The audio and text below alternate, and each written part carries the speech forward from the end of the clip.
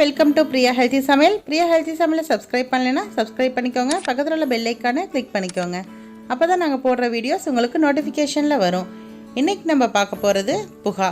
அது எப்படி செய்யலான்றதை பார்க்கலாம். அதுக்கு தேவையான பொருட்கள்: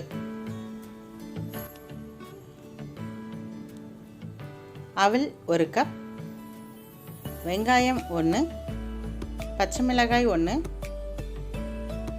வறுத்த வேர்க்கடலை 1/4 கப், கடுகு 1 ஸ்பூன், உளுந்து 1 ஸ்பூன், மஞ்சத்தூள் 1 ஸ்பூன், அரிசி மாவு 2 ஸ்பூன், கருவேப்பிலை தேவையான அளவு, கொத்தமல்லி தேவையான அளவு, எண்ணெய் தேவைக்கேற்ப, உப்பு தேவையான அளவு.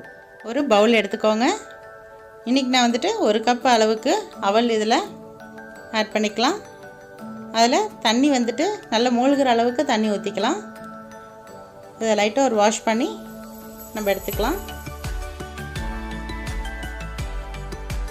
இது ஒரு ஃபில்ட்ரு வச்சு நல்லா ஃபில்ட்ரு பண்ணிடணும். இதை நம்ம அப்படியே தண்ணியில் விட்டுட்டோம் அப்படின்னா ரொம்ப ஊறிடும், மாவாயிடும். அதனால் தண்ணி ஊற்றின உடனே நம்ம ஃபில்ட்ரு பண்ணிடணும்.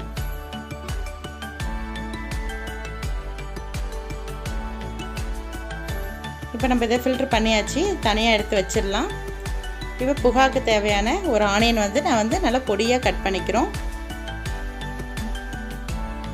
நல்லா இந்தமாரி சின்ன சின்னதாக கட் பண்ணிக்கோங்க.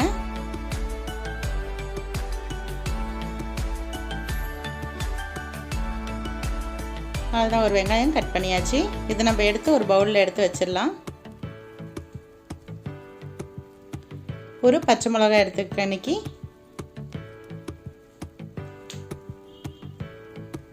அதையும் நல்லா சின்ன சின்னதாக கட் பண்ணிக்கோங்க.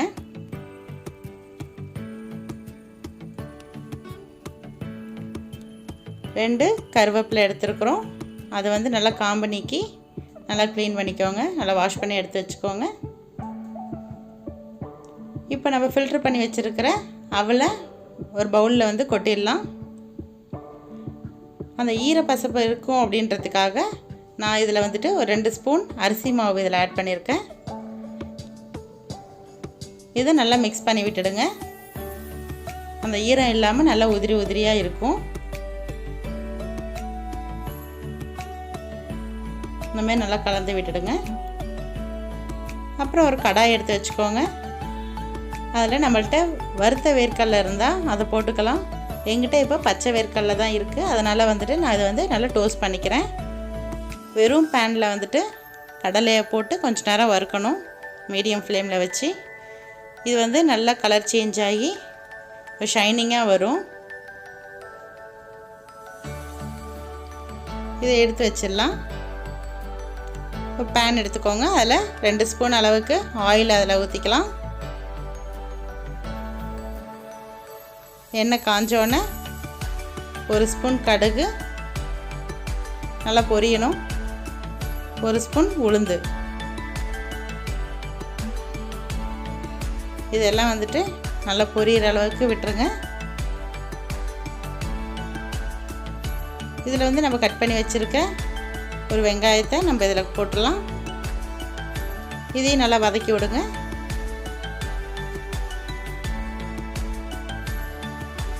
நல்லா மிக்ஸ் பண்ணி விட்டுடலாம். இதில் கருவேப்பிலை ஆட் பண்ணிக்கலாம். பச்சை மிளகாய் கட் பண்ணி வச்சுருந்தோம் இல்லையா, அந்த பச்சை மிளகாவையும் இதில் ஆட் பண்ணிடலாம். இது எல்லாத்தையும் நல்லா ஃப்ரை பண்ணுங்கள். இது கொஞ்சம் நல்லா வெந்து கலர் சேஞ்ச் ஆகி வரும் வெங்காயம். இந்த டயத்தில் நம்ம கொஞ்சம் மஞ்சத்தூள் ஆட் பண்ணிக்கலாம், 1 ஸ்பூன் அளவுக்கு. இதையும் அந்த வெங்காயத்தோடு நல்லா மிக்ஸ் பண்ணி விடுங்க.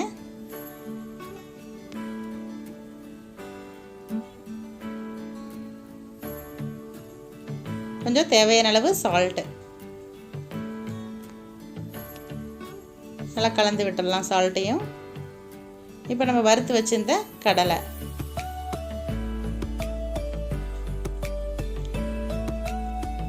இதையும் இதோட மிக்ஸ் பண்ணிடலாம்.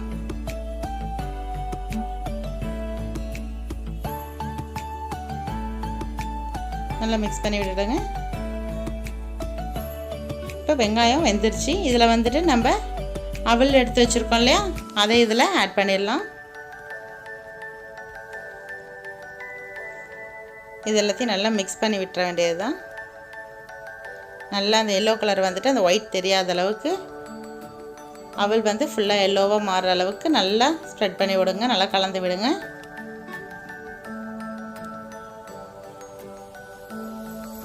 இப்போ நல்லா மிக்ஸ் ஆயிடுச்சு.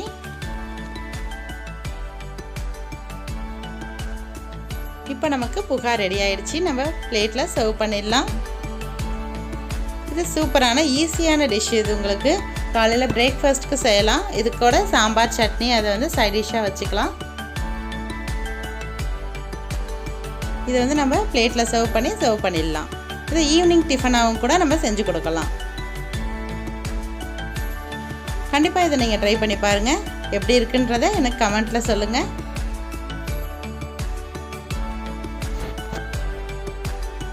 ஓகே, இப்போ சூப்பராக நமக்கு ரெடி ஆகிடுச்சு புகா. இதை நீங்களும் ட்ரை பண்ணி பாருங்கள். லைக் பண்ணுங்கள், ஷேர் பண்ணுங்கள், மறக்காமல் சப்ஸ்கிரைப் பண்ணுங்கள். அரிசியும் நாவில் வரட்டும், ஆரோக்கியம் பெருகட்டும். தேங்க்யூ.